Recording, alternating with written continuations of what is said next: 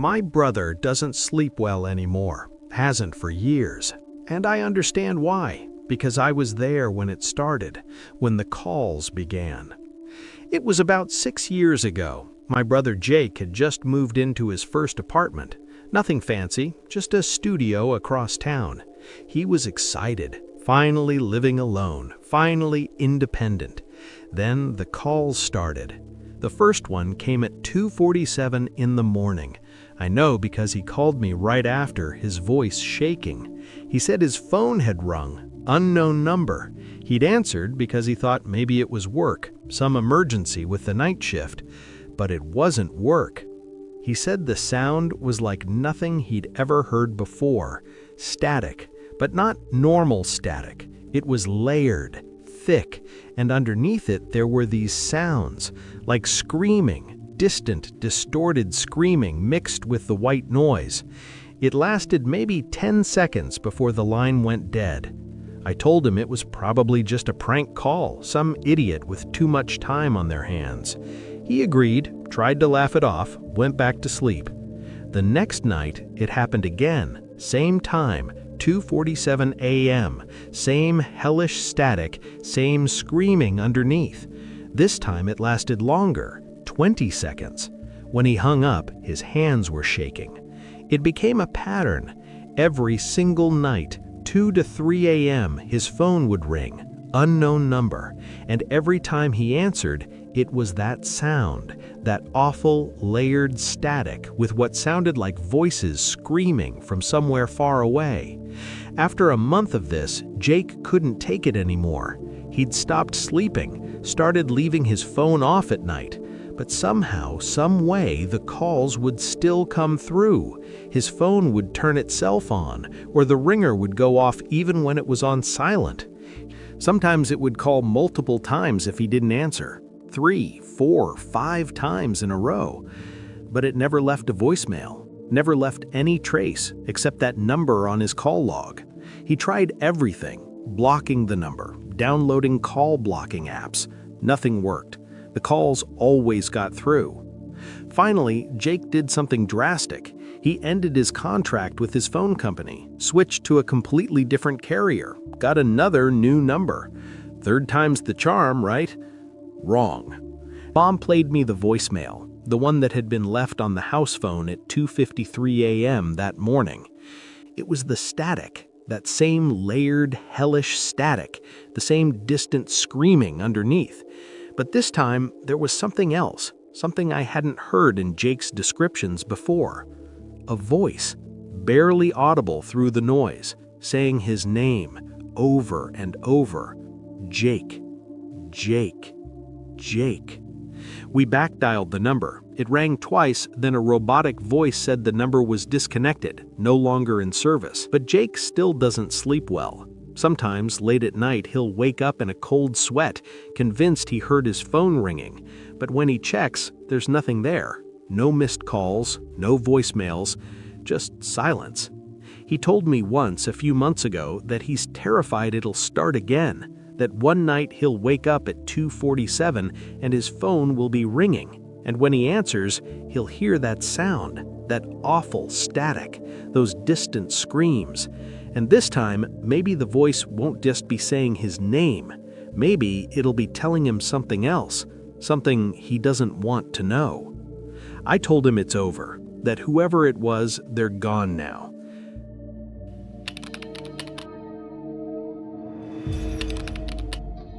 I'm the kind of person who overthinks everything. Lock the door twice, check the stove 3 times before bed. You know the type. So when I heard that low rumble of thunder around 9 that night, my brain immediately went to my car window. Did I roll it up? I couldn't remember. And that's how this whole thing started. I live in one of those cheap apartment complexes where they don't believe in streetlights. Seriously, at night, you can barely see your own hand in front of your face. The kind of darkness that makes you walk faster without even realizing it. My apartment's at the back of the building, tucked away on this U-shaped street. The dumpsters sit about 2, maybe 300 feet from my car, shoved into this corner that backs right up to some trees and a creek. During the day, it's whatever. At night, it feels like the edge of the world. I grabbed my keys and headed out. The air smelled like rain and asphalt. I could hear the wind picking up, rustling through the trees. Everything had that weird electric feeling you get right before a storm hits. I walked to my car, my footsteps echoing in the quiet. When I rounded the corner toward the dumpsters, that's when I saw it. A light, like a flashlight beam, moving around inside one of the dumpsters. I stopped for a second. My first thought was teenagers. We get a lot of them messing around in that corner, drinking cheap beer and breaking bottles. Annoying, but harmless. I rolled up my window. Yeah, it was down, and then remembered my daughter had left hers down too. I walked around to the passenger side. That's when I heard it. A loud clattering sound. Metal scraping metal. I looked up. Someone was climbing out of the dumpster. I froze. Not like scare frozen, more like confused frozen. They stood there on the edge, flashlight in hand, and started shining it into the other dumpster. Just searching. For what? I had no idea. My brain was still trying to process what I was seeing. Who dumpster dives at 9 at night in the dark before a storm?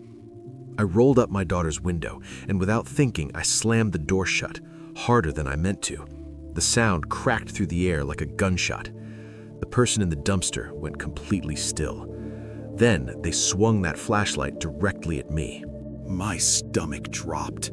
I couldn't see their face because of the light, but I could feel them staring, just staring, for what felt like forever, but was probably only 2 seconds.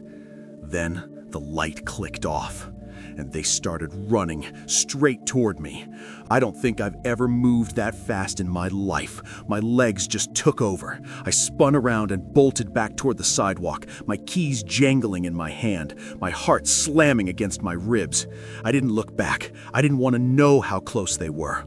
All I could hear was the sound of footsteps pounding behind me, and my own breath coming out in these short, panicked gasps. I made it to the back of the building and practically threw myself at my door. My hands were shaking so bad I almost dropped my keys. I got inside, shut the door as quietly as I could, and locked it. Then I just stood there, pressed against the door, trying to catch my breath. My mind was racing. Was that person still out there? Did they see which apartment I went into? There are 8 units back here. Maybe they didn't know which one. Maybe they were running for some other reason. Maybe it had nothing to do with me at all. But the way they froze when I slammed that door, the way they killed the light, the way they ran, that wasn't normal. I went to the window and peeked through the blinds. Nothing, just darkness and the sound of thunder getting closer. I couldn't see anyone, but that didn't mean they weren't there, standing just outside the glow of the porch lights, watching. I spent the rest of the night jumping at every sound, the wind rattling the windows, a car door slamming somewhere in the complex, the rain finally starting, hammering against the roof. Every noise felt like footsteps, every shadow felt like movement. I didn't sleep, not really. I just sat on my couch with all the lights on, staring at the door, wondering what the hell that person was doing in those dumpsters, and wondering if they'd come back. Because here's the thing that keeps eating at me. People don't run like that unless they have something to hide. People don't dive through dumpsters in the middle of the night with a flashlight unless they're looking for something specific.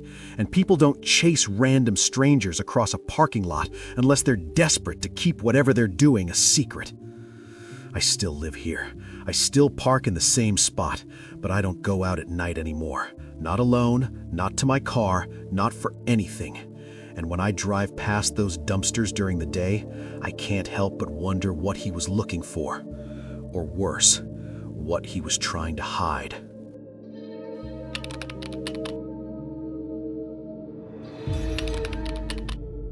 I don't know if I'm more scared or pissed off at this point. Probably both. But there's been someone watching my house, someone knocking on my windows at night, and I can't stop shaking. It started 2 nights ago. I was home alone with my baby daughter, Audra. My husband works late most nights, doesn't get home until around 9 or 10. I'm used to it by now. The quiet house, the darkness pressing against the windows. Usually it doesn't bother me. But that first night, I heard something weird. A knocking sound. Not loud, not aggressive, just there. Tap, tap, tap, like someone gently rapping their knuckles against glass. I told myself it was nothing. The wind, a branch, something normal, because the alternative was too creepy to think about. I tried to ignore it and went about my evening, put Audra to bed, cleaned up the kitchen, tried not to think about the sound. When my husband got home that night, he didn't even come inside before he said something was off. He'd noticed footprints in the snow, large ones, wrapping all the way around our house. Neither of us had been outside that day. The prints were fresh. We convinced ourselves it was probably just a neighbor, maybe someone checking on something. But it sat wrong in my stomach. Who walks completely around someone's house and doesn't knock on the door? Last night was when it got real. I was nursing Audra on the couch in our front room around 8:30. The blinds were closed, but there's this small gap at the edge where they don't quite meet. I never thought anything of it before. The house was quiet, except for the sound of Audra feeding, and then I heard footsteps on the porch. Heavy, deliberate, coming right up to the front door. I smiled to myself. My husband must be home early. I waited for the sound of his key in the lock, but it never came. Instead, there was just silence, complete, suffocating silence. I sat there, frozen, my baby in my arms, waiting for him to come in. Then I heard it. 3 soft knocks on the front window. Not the door, the window, right where I was sitting. My blood went cold. I quickly pulled my sweatshirt on over my sports bra, my hands shaking so bad I could barely get my arms through the sleeves. I crept to the window and peeked through the blinds. Nobody there. The porch was empty, but I knew someone had just been standing there. I could feel it. I turned on the porch light and checked all the doors. Locked. Everything locked. I texted my husband and told him something weird was happening. He said to call the police if I needed to, but I felt silly. What was I going to say? Someone knocked on my window? They'd think I was paranoid. I put Audra to bed and tried to calm down. Told myself I was overreacting. Maybe it was kids playing a prank. Maybe it was nothing. 45 minutes later, I was in the kitchen cleaning up when I heard it again. 3 soft knocks, but this time they were on the back sliding glass door. Our backyard is completely fenced in, privacy fence, 6 feet tall. You can't just wander into it, and to get to the back door, you have to climb the stairs to our deck. Someone had deliberately climbed our fence, walked through our yard, and climbed our deck stairs, all to knock on my back door. And the blinds were shut, but there's that gap, that tiny gap at the end where you can see through if you press your face right up against the glass. And from where I was standing in the kitchen, whoever was out there could see me perfectly. I didn't think. I just grabbed Audra from her crib, grabbed my cell phone, and ran upstairs to my bedroom. I locked the door. My hands were shaking so hard I could barely dial. I called 911 first, then my husband. The operator told me to stay on the line, that someone was coming, but they were responding to a break-in across town. It would be 40 minutes. 40 minutes. I sat in my bedroom with my baby, listening to every creak of the house. Every sound felt like footsteps. Every shadow looked like movement. I had our shotgun loaded and sitting next to me. If someone tried to get in, I was ready. I wasn't going down without a fight. When the police finally showed up, they found footprints, fresh ones, leading from our fence to the back deck. Large boot prints in the snow.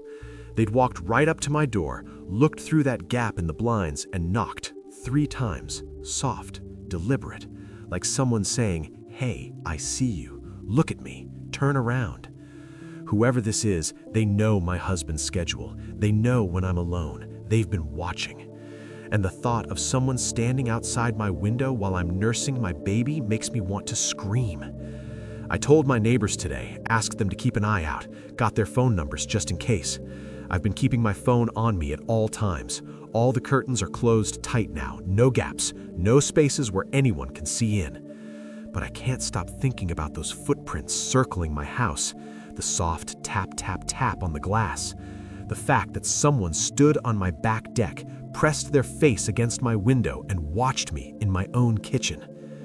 The police are patrolling. My husband comes home at random times now. We're looking into security cameras, but none of that changes the fact that somewhere out there, someone knows where I live. Someone knows my routine, and they're not done yet. Because people who want to scare you don't knock that softly. They want you to hear them. They want you to look. They want you to know that the only thing between you and them is a piece of glass and a lock that could break so easily if they really wanted it to. I haven't slept in 2 days. Every sound makes me jump, and I keep thinking about those 3 soft knocks, over and over. Tap, tap, tap. Like they're still out there, waiting.